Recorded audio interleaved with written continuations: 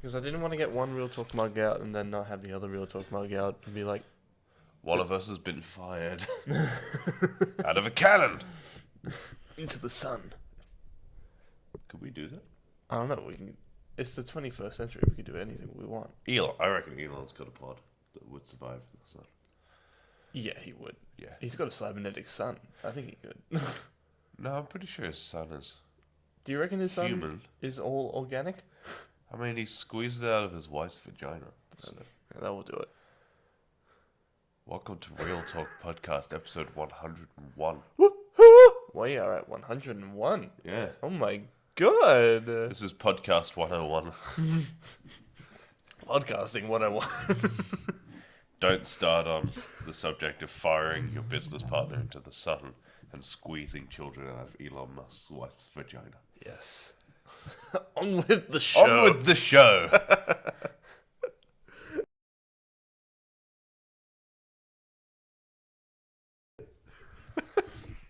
This is going spectacularly. I believe they would say this is going swimmingly. Wow. I apologize for that. I had sleep in my eye. I pulled it out. Can you give some of it to me? You want the sleep out of my eye? I want to sleep, yes. Oh, yeah, sure. Right. Let's talk about something that's relevant to right now. Right. Last night you watched The Mighty Ducks from 1992. Yes, I did for the first time. There's nothing more relevant than that. Thoughts? Yeah, it's a great movie. I can't believe I've gone this long without watching it. It is such a feel-good sports movie about a ragtag group of kids who can't really play hockey that well, and then a fucking defense lawyer comes and turns them into champions. I love it. I didn't actually expect to get into it as much as I did last night, but I got into it. It was such a good movie. It's a great film. It's up there with like Remember the Titans and Yeah, it's a great underdog story. yeah, it's a great underdog story. I love it. Yeah, it's great. I really hope I haven't put it on a pedestal for people who haven't seen it. If you haven't, I encourage you to go and watch it. It is really good, but yeah, it is such a feel good. Like, it's also really funny. It also showed me just how 90s it really is. Yeah, it's very 90s. Yeah. I love like the flashback scenes, like Yeah. what you said last night is like, the 90s. Just by putting an orange tinge on it makes it the past. Yeah. Because famously, everything in the past was orange. Yeah. It's like when you're a kid when you see like pictures of your great grandparents and they're all black and white, and you think to yourself, when did it stop being when did the world stop being black and white? Yeah. It was just photos. It was just Jesus. He would have been orange. Who would have been orange? Jesus.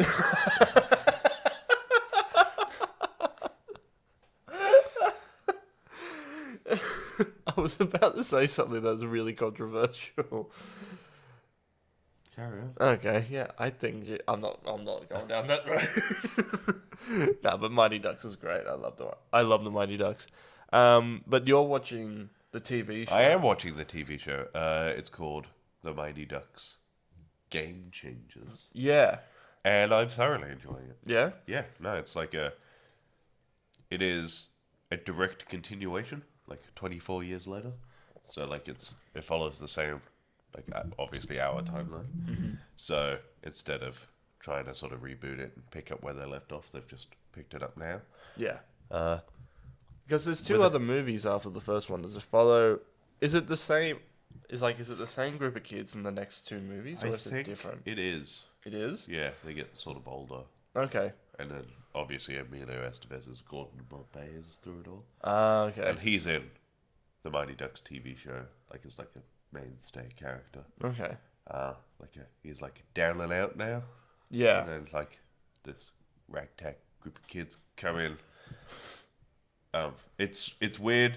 I was talking to you about it last night. It's weird that they made the Ducks the bad guys. That is so weird to me now. Which is not a major spoiler in case you're wondering. It is very, very clear from the offset that the Mighty Ducks are no longer the children's supporting team that they... They become the Hawks. Yeah.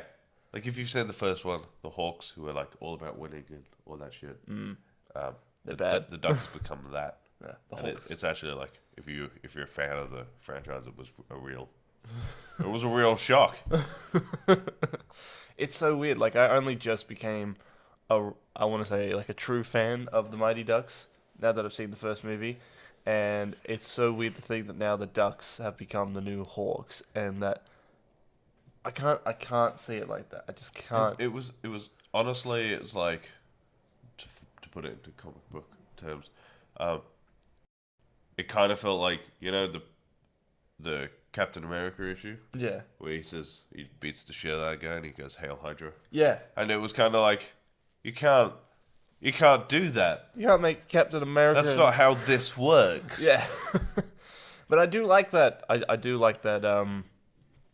Like that style of like not fooling the audience, but kind of like. Well, I guess it is kind of fooling. It's showing them something different. It's turning like a beloved hero, a beloved team, like turning them into the bad guy. You don't see it. You don't see it done very often because a lot of the time, if it's not done properly, it can go really wrong. Yeah.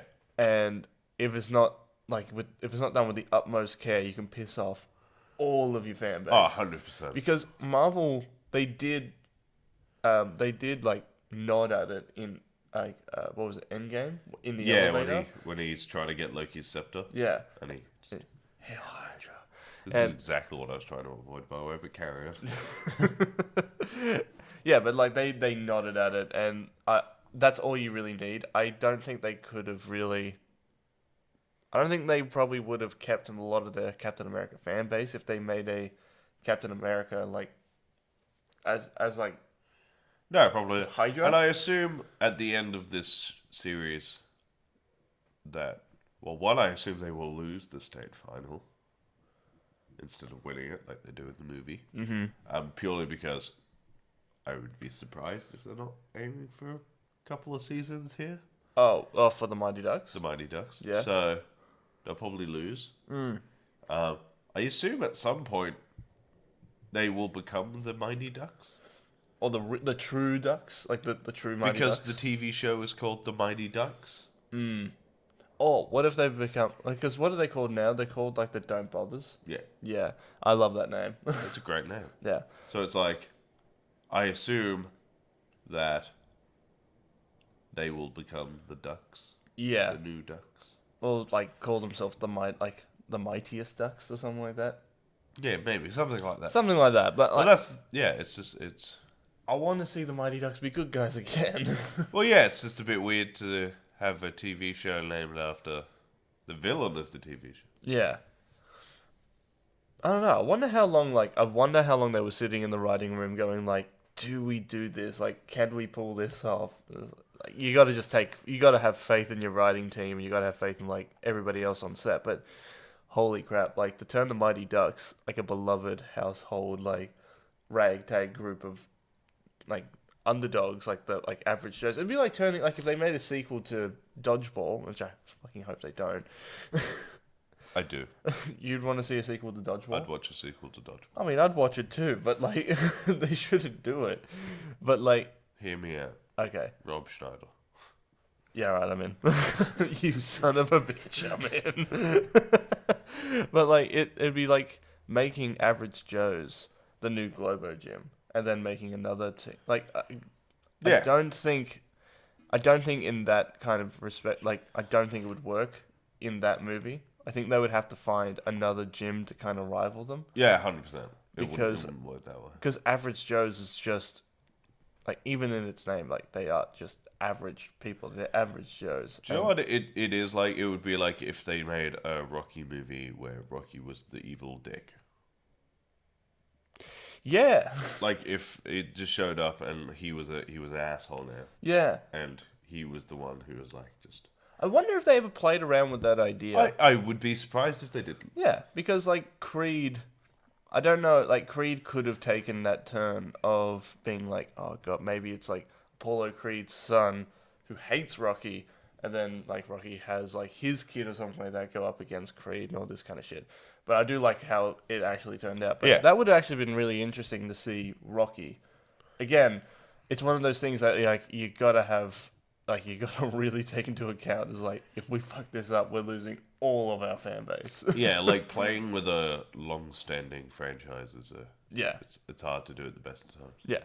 So like you gotta be really talented and really careful with how like you treat. I think the Mighty Ducks kind of works because it's been away for so long, Yeah, and it makes sense that a team that started as a ragtag group of like down and outs who no one thought they could get to the end, and then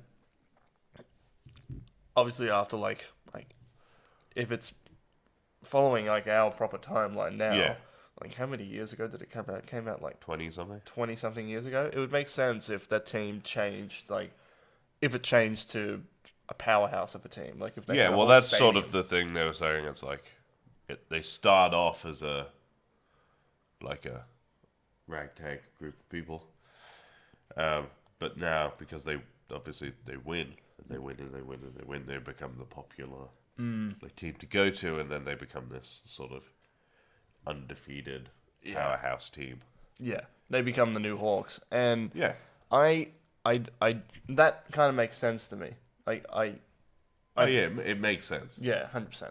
I feel like I need to watch the TV show now because the characters you were telling me about in the TV show just it makes me want to watch it. It just like what is it like? There's a kid who does a podcast, and like there's a kid who can't play hockey, but he can play it like the game hockey and all that kind of stuff. Like Yeah, the so video game like hockey. they've done it.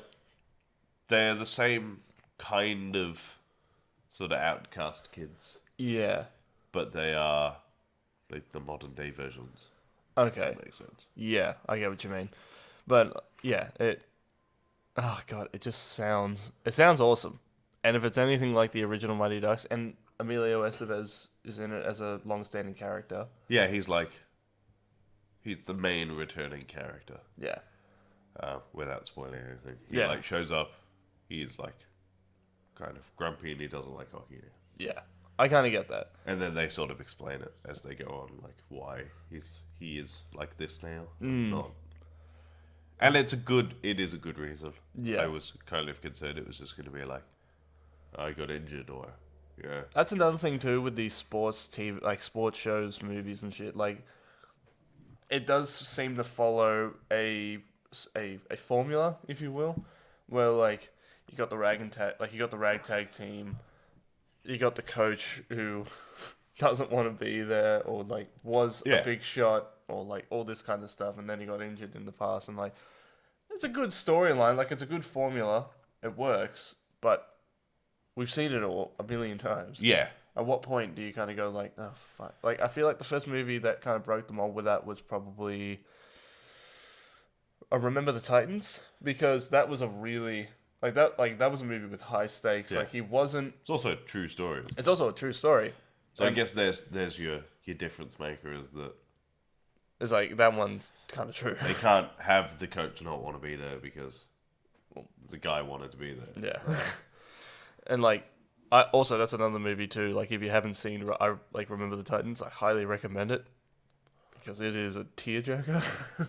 Well, not a tearjerker. It's Yeah, it's in a very emotional movie. It's a great film. It's a great film. I loved it.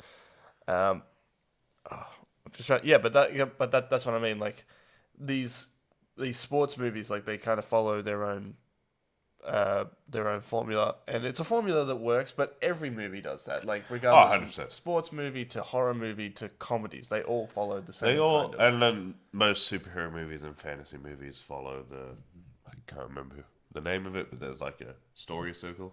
Oh, I think I know what you're talking about. And it's how most adventure stories are written. Yeah. It perfectly fits Star Wars as well, if you like. Oh And yeah. it's like, boy starts off with nothing. Boy meets mentor. Or like something happens, boy meets mentor. Yeah. Boy gets trained. Boy goes on adventure. Yeah. Something knocks him back. He seeks help from the mentor. Yeah. Comes gets another ability. And then Faces the problem again. yeah. Overcomes it. Success. Yeah.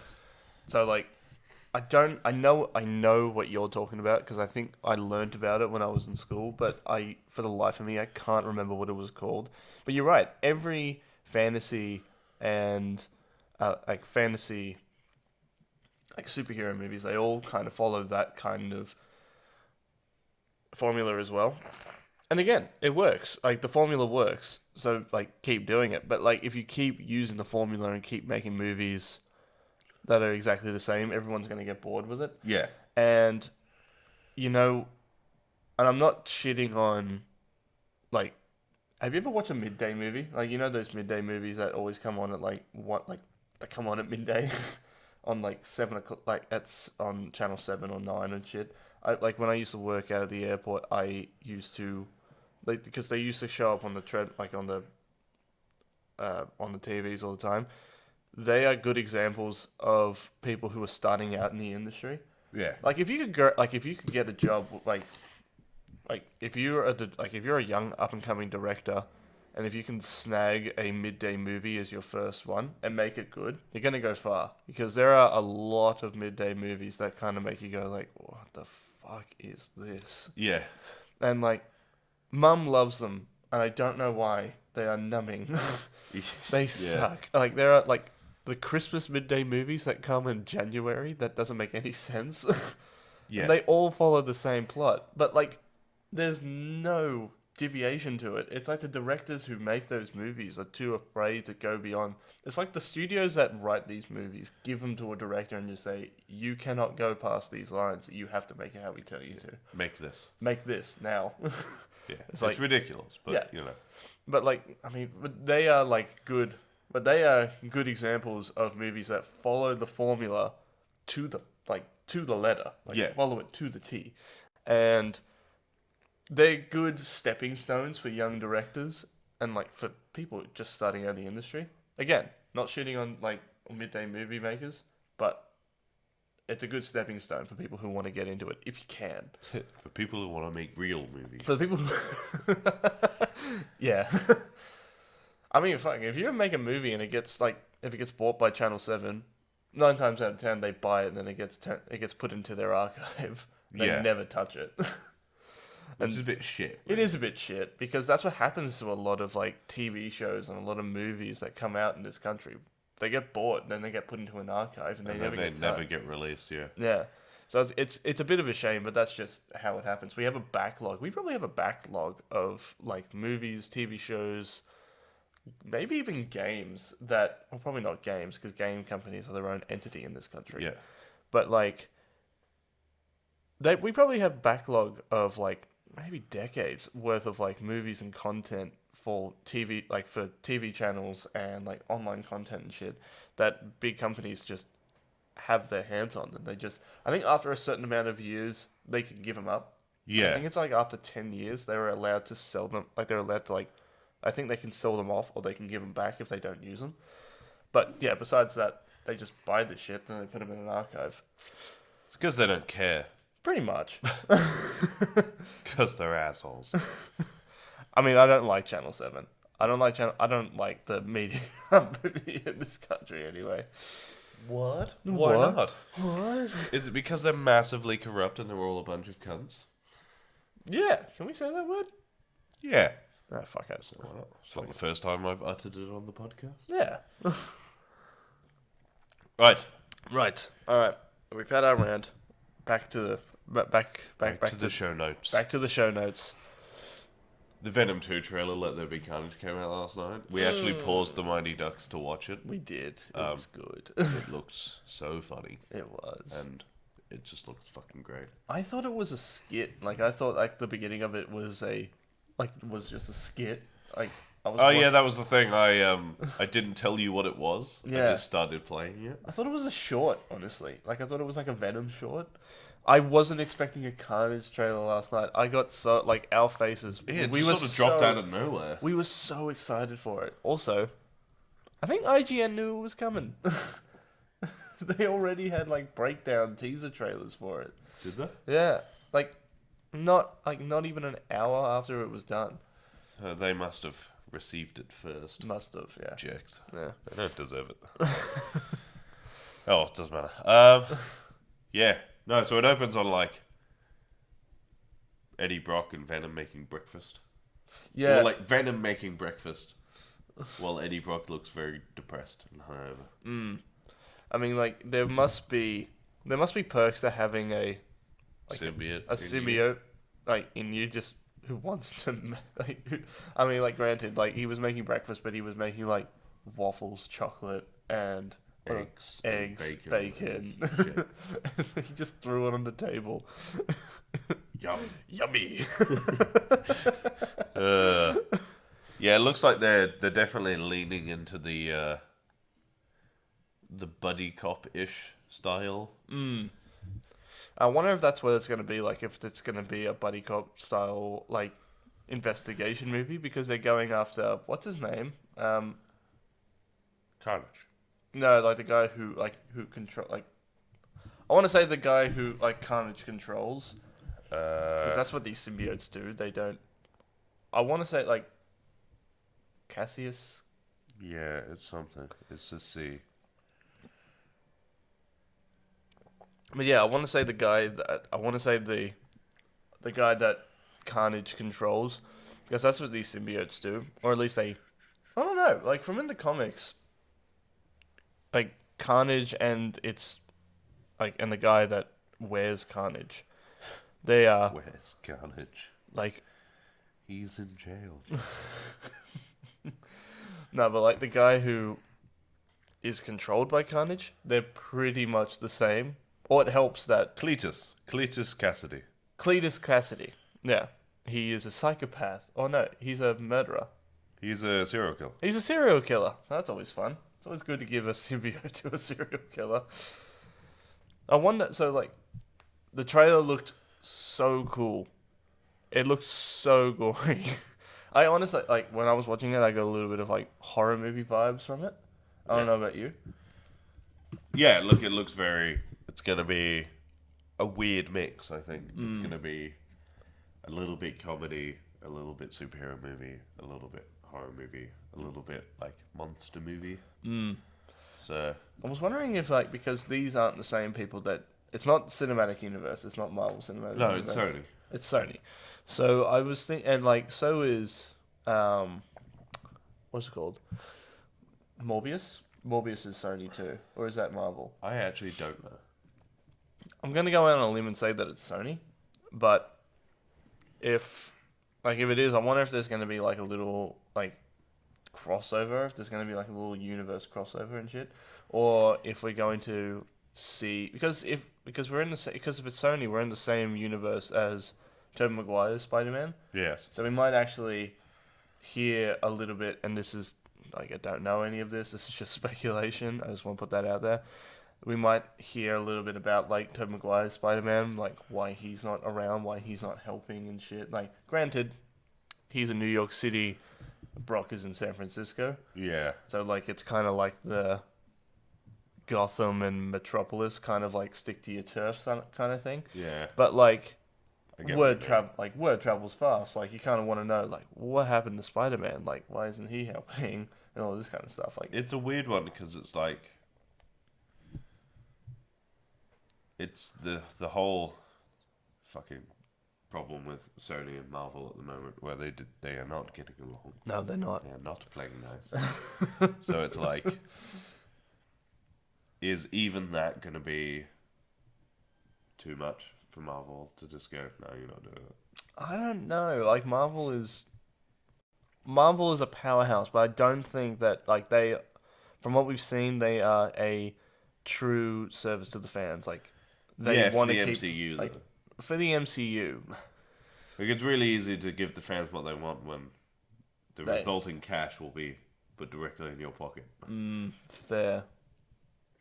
Like, and I don't know. Sony's kind of tried to dick them out of some stuff Yeah. recently. So. Sony has not helped themselves No. in a lot of these cases, but like, I don't know. It's hard to say on behalf of big companies that are run by hundreds of business of suits, but I don't know. Like, I feel like if they do right by the fans, and if they try to stay true to what the fans want, I think they're gonna let Sony just go with their stuff and just keep them happy. Because we were talking about this last night when we were talking about the big kerfuffle with the football federation and all that. Oh yeah, like FIFA and all. Like FIFA and all that kind of crap. And I'm not going to go into it on this podcast because it's not that kind of podcast. But yeah, it's just like if you piss off the fans, like they're the people they're the first line of defense. They're the first people that are buying your merch, are buying tickets to go watch the movies, buying the hot toys and shit. Like they're buying the fucking pop vinyls and stuff. So like, keep them happy, and then like, yeah, I mean, fucking yeah. For the people who are listening on audio, we just gestured to our pop vinyl collection. But like yeah, like if you keep the fans happy, you'll still be making money. Yeah. Like I think a lot of people miss that. I feel like they'll do the right thing if they play nice with each other. If like it's one of those things where it's just like if Sony asks for a little bit too much, they might be like, no, fuck you. And if they don't ask for enough, they probably won't get the opportunity to do something cool. Yeah. So it's like it is walking a tightrope with like on one side it's like awesome potential, on the other side it's like completely fucking it. Yeah, because we are nearing the end of the Marvel Sony Spider-Man deal. Because so yeah, like I'm actually kind of curious about that. So does Spider-Man revert back to Sony after this, or does he stay at Marvel? See, I don't know. No, so it wouldn't revert back to Marvel because The Amazing Spider-Man wasn't 10 years ago, was it? God, I hope not. I don't think so. But the curiosity is, if Marvel was the one who made Spider-Man, does that reset Sony's thing? Oh, you're right. Like, does it reset Because there's a the thing clock? where it's like, if you don't do anything with the licensing, Yeah. it will, like, they're part of their deal is it goes back to Marvel. Yeah. So does Marvel's Spider-Man count to Sony's MCU stuff? That's a good question. I think it does. I think it does too. In which case, if they can't make nice, we're probably at our last Spider-Man movie. Yeah. And I feel like Spider-Man has kind of gone through the rounds now. It's like he's had how many movies made? 3 Tobey Maguire movies. He'll be on his 8th solo movie in 15 years. Yeah. I think it's time to give Spider-Man a little bit not stop Spider-Man movies, because Spider-Man movies are great. Like the first Spider-Man movie with Tobey Maguire launched like the superhero franchise as we know it today. I would argue that Was it Daredevil? Superman and Batman launched superhero movies. You reckon? I mean, they came out in the 70s and 80s. True. Or 90s. But like Spider-Man is the kind of movie that kind of gave people was like Spider-Man launched Marvel movies. Yeah. Spider-Man and X-Men. Yes. It might have been X-Men. You reckon X-Men? I think X-Men was 2000. Spider-Man was 2001. Yeah. But like when everybody thinks of like the first, I don't know, everybody will revert back to everybody will revert back to Tobey Maguire's Spider-Man movie. Yeah. Because like everybody saw it. Everybody saw the first Spider. Like people who weren't even like big fans of comic books or like big fans or anything like that, they saw the Spider-Man movie because it had a really good cast. James Franco, Willem Dafoe. I can't remember who played Mary Jane. I can't remember her name. Kristen Dunst. And like Tobey Maguire, he was a rising star at the time. Yeah. And then on top of that, like it was a good movie. Like that was a really good first Spider-Man movie. Yeah. Everybody got annoyed with what the Green Goblin looked like. I thought it was fine.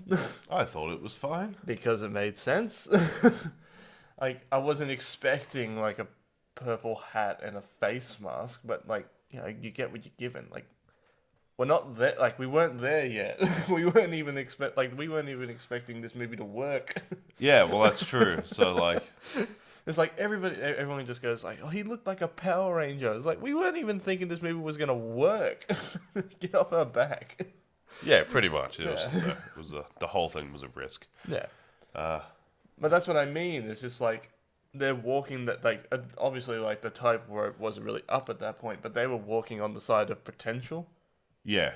Like, now, like, they're hoisted up in the air. They're on the tightrope, and they have to really think about like everything they do, because they're not just working. Because they're not really working with their characters. They're working with loaned characters. Yeah, and you can't risk just. They're no longer in a position where they can just throw stuff at the wall and see what sticks. Exactly. We live in a strange time for superhero movies. We do. We do. I think we'll leave that there. I think so. Half an hour. Yeah. So, if you want to follow me on Instagram, I'm at Real Talk Right, and if you want to follow me on Twitter, I'm at Review by Lurch. And if you want to follow me on Instagram and Twitter, I am at Jared_kiddo1.